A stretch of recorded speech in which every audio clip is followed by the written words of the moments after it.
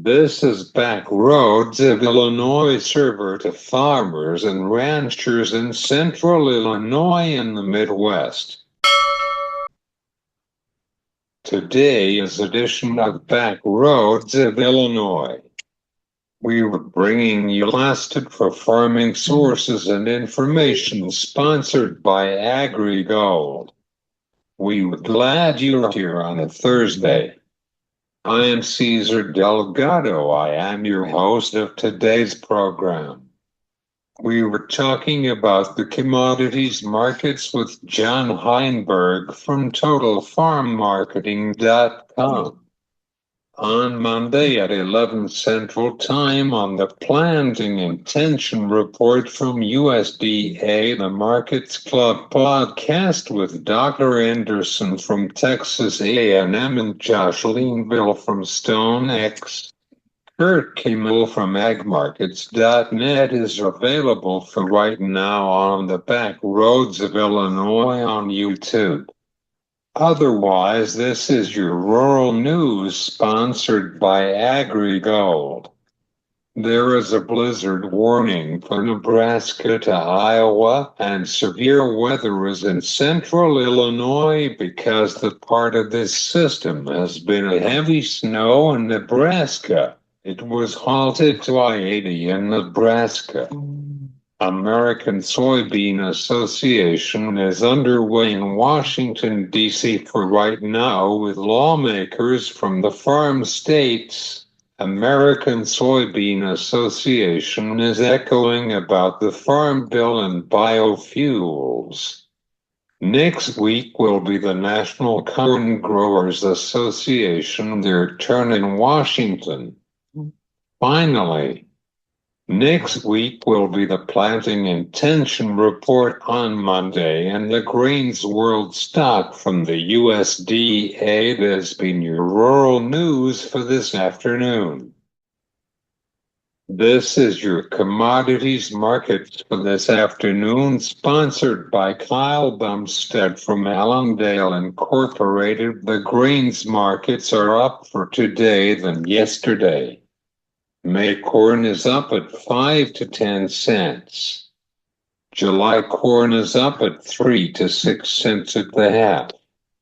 May beans, it's up to 5/4. July beans are up at 5 to 10 cents. November beans are up at 3 to 4 cents. Chicago May wheat is down to 4/4. Chicago July wheat is down at 5 to 10 cents. Chicago wheat is down at 8 to 5 cents. Let's see, how are things in the livestock markets for today? April cattle is up at 5 to 10 cents.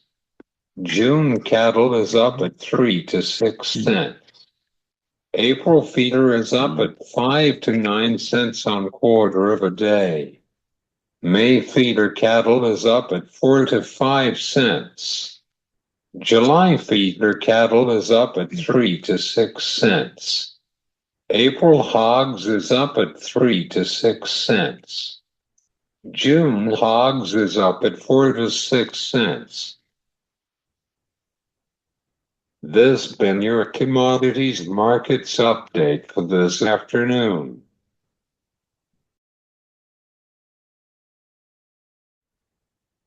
This is the opportunity for members from every state to gather and discuss issues that affect the business we do. Often it's in a setting of guidance and policy for the industry. In 2022, policies were brought forward to secure trade in the event of a foreign animal disease. Committee reports back were accepted in 23 and 24. Hence, we're now waiting for approval of our ship and submitted traceability for review.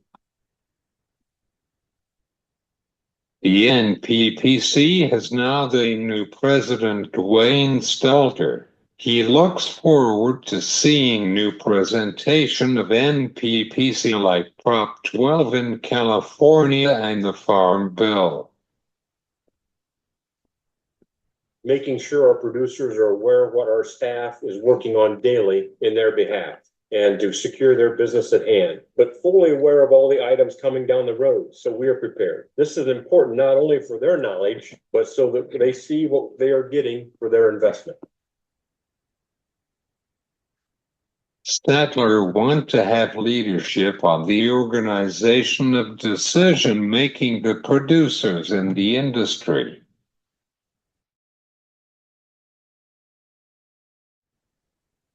Our challenge in Washington, D.C. is the education of our elected officials on priorities from our producers, but not only our elected officials, but their staff and all the other areas around Washington, D.C. that affect our farmers, making sure those in Washington realize pork is the world's most sought after protein worldwide. He made clear that not only those are elected staff and the leadership in the nppc, he wants to have a producers or advice on the farm bill and regulations for the farms and animal welfare of a farm. Thanks to nppc for this audio.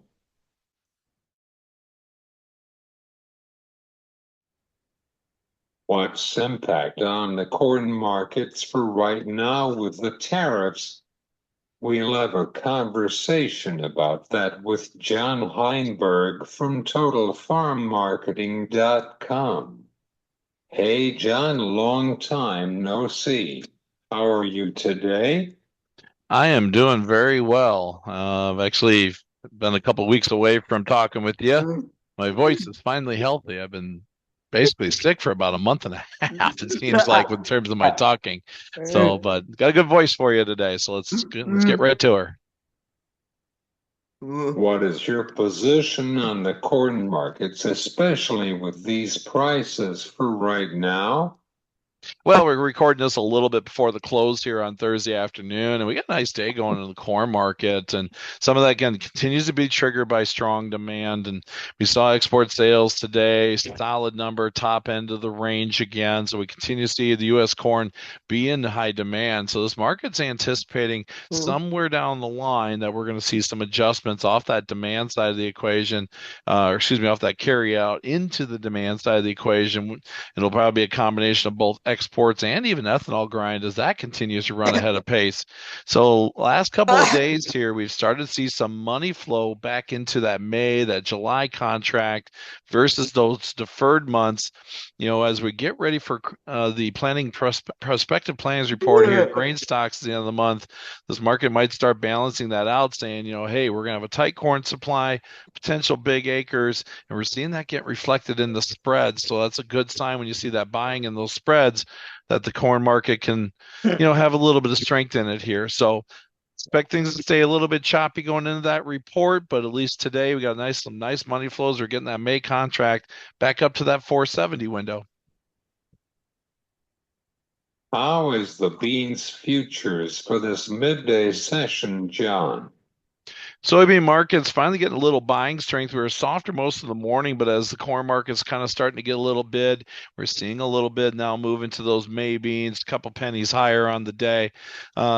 Big things there is we're watching the value of the Brazilian soybean. The premiums are been on the climb. That's the amount of money that they're paying the producers to get those beans to port. China has been an aggressive buyer and shipper of beans out of Brazil at this time window. That's putting some pressure on that market to make sure they're keeping beans moving. So right now the Brazilian producers getting a pretty good little bump in price. Worst part about that is eventually that may cap out in terms of that early demand might kind of get absorbed, and then we're going to be dealing with a big pile of beans. So as much as we're getting some lift in beans here, I'm a little more nervous about the longer term. Maybe we make this thing move into an April low or a May low, especially if that cash market continues to kind of roll over for Brazil, as well as just a lack of demand here in the United States in terms of export demand. Export sales today below expectations. Still good to see 350,000 tons come through, but again, we expected maybe a little bit more, so soft on those export sales. which again, in the longer run, as good as the side is for corn, that side could be open to some adjustments, especially if we don't get these beans shipped that are sold at this time frame. And then that last month's crush number being very disappointing. Maybe it was tied to weather, but if that's a trend we have to watch out for, if we start seeing some of that internal demand in the United States soften. So again, right now, two different markets. You got a strong demand tone supporting corn. Corn prices continue to move. That will help out that soybean market, but at the same time, there's still just a global supply of beans that's just going to be hard to work through for the next. Could describe for the dairy markets for right now.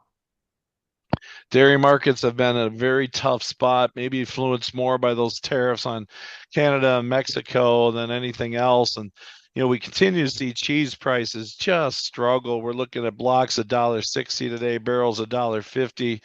Sometimes you kind of do the average. It gives you an idea on the 10% rule where maybe milk prices are.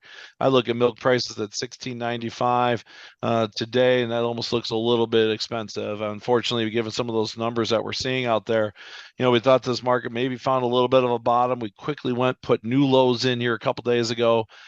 Got a negative day today with quiet cheese trade. Almost feels like we got a little bit more room to fall as we move forward. So, hedges that we're in right now, we're still maintaining those for our dairy producers.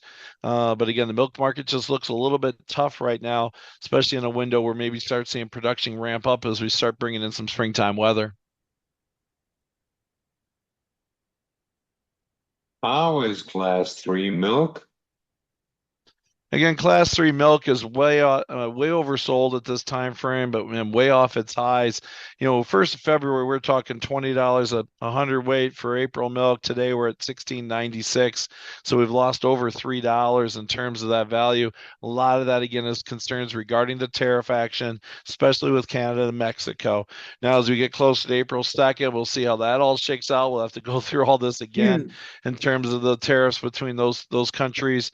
There's just a lot of concern in that market right now with the demand side of the equation because of that. And that's something that's been just weighing on price as you got a difficult Class 3 milk market in here. Class 4 is kind of in the same suit with weaker butter prices overall. So again, we're just seeing weakness in the milk market here. Again, a lot of that tied to those trade war type issues. Of course, John. Do you think about the fundamental on the cattle markets for right now? Cattle markets are rocking and rolling. New contract highs today in the April contract as we're anticipating cash trade likely higher again this week. We really haven't seen any numbers so far, but those asking prices have been higher. Also seeing retail values, strong move in those on Wednesday, a little firmer here again, trying to get through that 330 choice level. It's been kind of a barrier. If we do, there's probably some room for that retail market to move. And that's what the Packers need to hopefully get some money out there to meet some of these cash concerns. Got cattle and feed numbers coming tomorrow. Really going to watch the placements with the issues between tariffs, obviously the screw worm and the limitation of Mexican feeder cattle coming in. Expectations are for placements to be around 85% of last year. I'm hearing some people estimating that could even be a heavy number. It could be lighter, around 82. That's the case. It really makes third and fourth quarter look pretty empty for cattle. So we continue to see good strength in prices out there in that window. So right now the fundamentals are still pointing higher, but we're getting in some lofty territory here with some new highs. Makes me a little bit concerned for that cattle market. I think it's another window where producers, you start thinking about the defensive side of this equation, especially if you move further out in some of those third and fourth quarter months. You got some really good value on the board, 201, 202, 203 for October, December, February, all the way out into February of 26.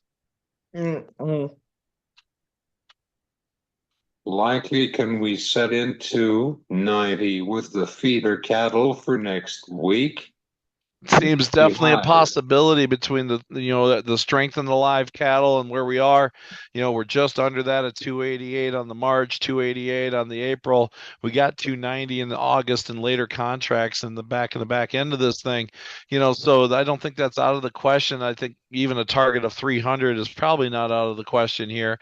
In terms of feeder cattle prices, that market is just kind of really been parabolic with this in this window. So we'll have to see. But again, boy, we're looking at some historical levels. It makes me nervous, especially with the volatility in the markets in general, that a producer needs to make sure they got something working out there to make sure we have some floor, especially in those deferred contracts, because it won't take much, and we could just see a technical sell-off like we saw in the hog market a little bit, just to get some money off the table. So producers need to be warned because I know the profit margins, even though you got great prices, the margins aren't as strong as you'd like them to be because of the cost of the inputs, especially buying those feeders. What is your final thoughts on the planting intention report? We're going to have to see how that shakes out. I mean, obviously, the market's probably thinking around 94.5 million acres of corn. Don't be surprised we get a little bit of a positive upside on that. Just continuing to look at the situation, look at the price of cotton, the price of spring wheat, where we are in the relationship to soybeans. And, a lot of these markets are really kind of saying, plant something else. And so corn could be the beneficiary in terms of acreage on that. So, again, 2001, we did 94.6 million acres, and market thinks it's going to be real close to that area. Don't be surprised we actually go a little bit higher, at least on the prospective plannings report. Really, this one's kind of a somewhat inaccurate report. It's more concise when we get the numbers in June, after the planning intentions are put together. So we'll have to see here. But right now, we're at least thinking a heavy corn pile, softer on the other side of the coin, in terms of with the soybean acres, but this market's been basically telling people for months now that we don't want bean acres getting planted here in the United States. Thanks, John. Thank you. Appreciate talking with you again, Caesar. This is John Heinberg from Total Farm Marketing, One Back Roads of Illinois.